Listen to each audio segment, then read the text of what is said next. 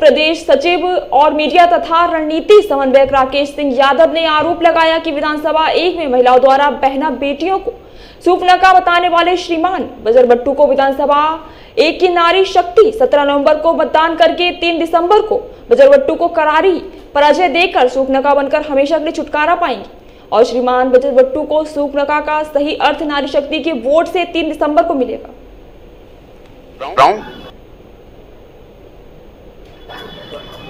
पहला वो बातें जो भाजपा के उम्मीदवार ने जिस दिन से टिकट घोषित हुआ है उसके बाद आज तक पब्लिक डोमेन में बोली है।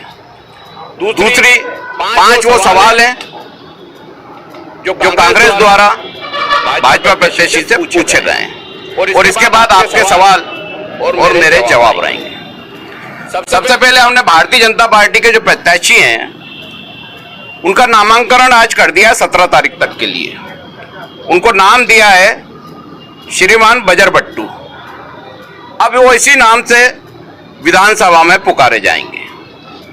इस नाम के बहुत सारे अर्थ होते हैं, वो सबसे बेहतर अर्थ भाजपा उम्मीदवार समझते हैं, क्योंकि इस विधानसभा में जहां वो मेहमान बन के चुनाव लड़ने आए और बहुत बार 14 साल से बजर बट्टू बनते रहे, लेकिन कभी विधानसभा के लोगों ने यह सोचा नहीं था कि ये बजर बट्टू एक दिन उनके विधानसभा में भी चुनाव लड़ने आ जाएंगे। इसलिए उनका नामांकन श्रीमान बजर बट्टू किया गया है और इसी नाम से मैं आगे प्रेस कॉन्फ्रेंस में संबोधित करूंगा। सबसे पहली बात, जब उन्होंने अपने चुनाव प्रचार की शुरुआत की तो एक सम्मेलन में उन्हीं के मार्गदर्शन में यह स्पष्ट बोला गया कि ब्राह्मण समाज और बनिया समाज बर्तन मांजेगा। मैं पूछना चाहता हूं भाजपा के वो मिस्टर बजर बट्टू से, श्रीमान बजर बट्टू से, कि ये ऐसा बयान आने के बाद भी उन्होंने दोनों समाज से माफी क्यों नहीं मांगी। इसका यह साफ मतलब है कि उनका मौन समर्थन जातिवाद फैलाने में है और जातिवाद के जरिए अपमानित करके चुनाव लड़ना चाहते हैं। दूसरी बात, जो उन्होंने नारी सम्मान को ठेस पहुंचाई है, नारी शक्ति को ठेस पहुंचाई है, शूर्पणखा बोलकर बार बार इस शब्द का वो उपयोग करते हैं।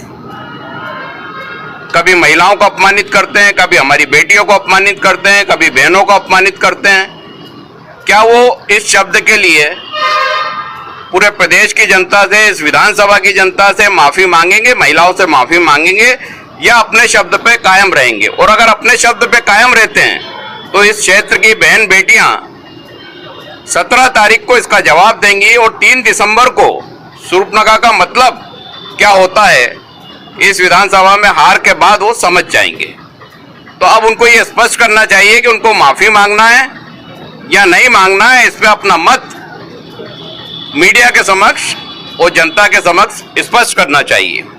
इंदौर में आग लगाने का दावा करने वाले विधानसभा 1 में क्या आग लगाने आए, यह भी स्पष्ट करना चाहिए। जिसके विचार ऐसे हों, जिसके संस्कार ऐसे हों, जो एक छोटी सी बात पे ये बोल सकता है कि मैं इंदौर में आग लगा दूंगा, वो आज विधानसभा 1 में किस लिए आया है? क्या आग लगाने आया है या वही संस्कार यहां भी कायम करना चाहते हैं? इसका भी उनको जवाब देना चाहिए। उनका बयान आया, हम बहुत बड़े नेता हैं, हाथ वाथ नहीं जोड़ेंगे, किसी के आगे नहीं झुकेंगे।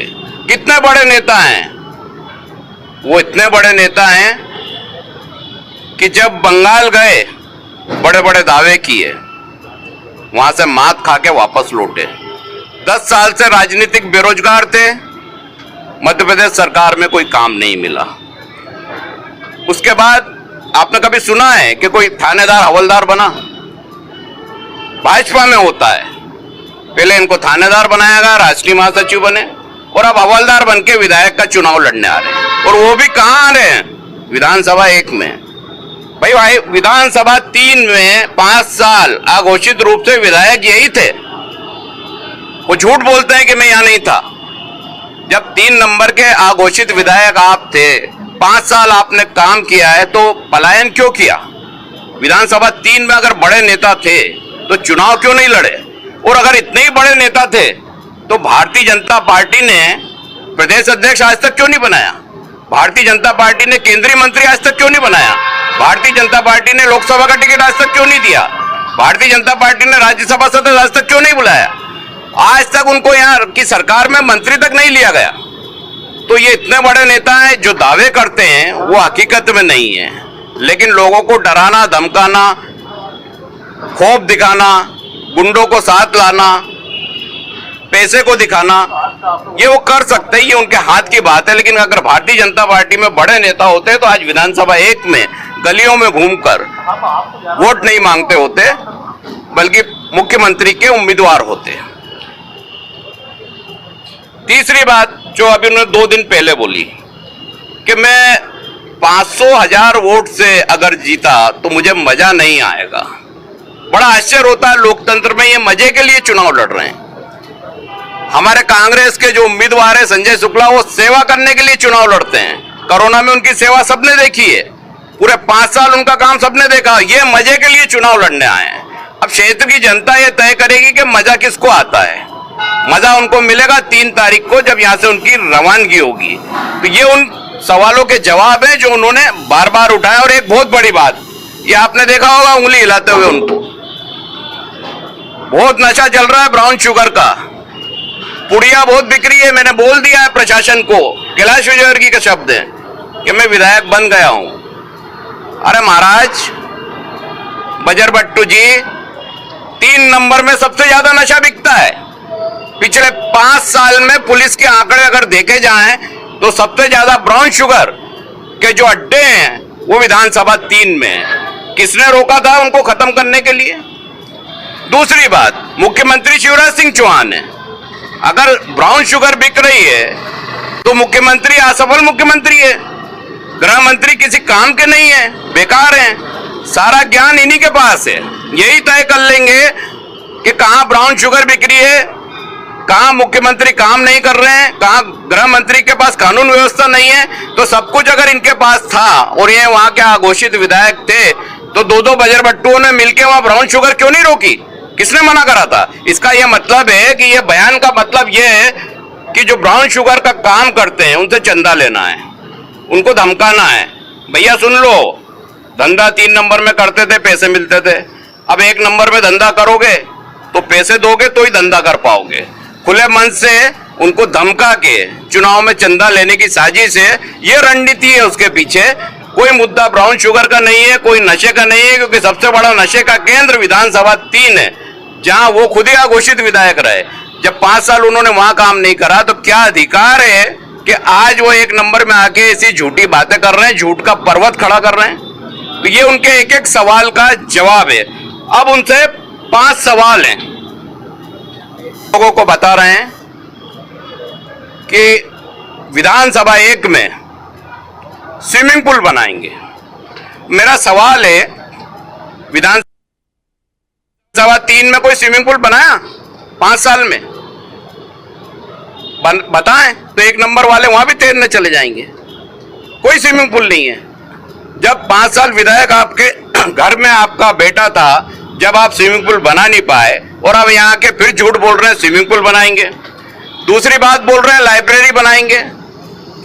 कौन सी लाइब्रेरी आपने विधानसभा 3 में बनाई है? एक आध बनाई 5 साल में? कुछ भी नहीं। तो फिर यहाँ कैसे बनाएंगे? जब वह 5 साल मौका दिया जनता ने, वहां नहीं बना पाए तो 1 नंबर में जहां आपका लेना देना नहीं, जहां के आप मतदाता नहीं, जहां के आप रहवासी नहीं, जहां के आप विधायक नहीं, वहां आपकी बात पे यकीन क्यों करेंगे? क्योंकि आप ये झूठ तो 3 नंबर में भी बोल चुके थे।